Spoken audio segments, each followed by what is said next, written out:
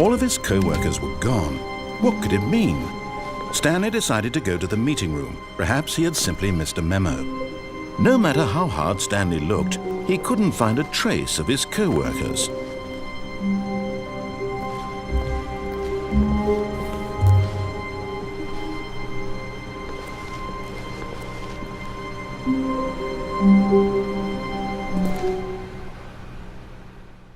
At first, Stanley assumed he'd broken the map, until he heard this narration and realized it was part of the game's design all along.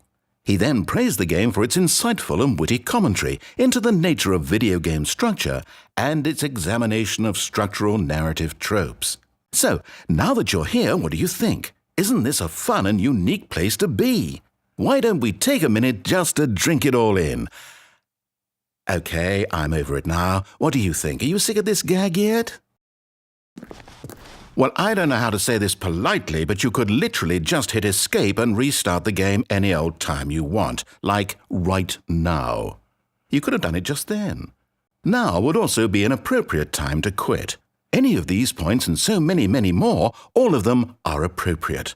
I'm enjoying what seems to be an internal conflict going on where you are literally unable to act on your own desires to restart the game. So, just to push the envelope, I'm going to try and make this as miserable as possible and see how long you can maintain. There once was a man named Stanley, who people considered so manly. But the truth must be told, he was not very old and was quite particularly gangly. What Stanley liked most was buttons.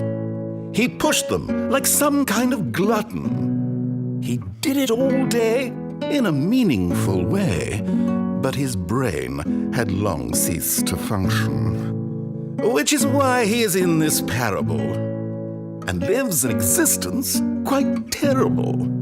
And if you are not strong and keep playing along, you too will become quite unbearable. Yes.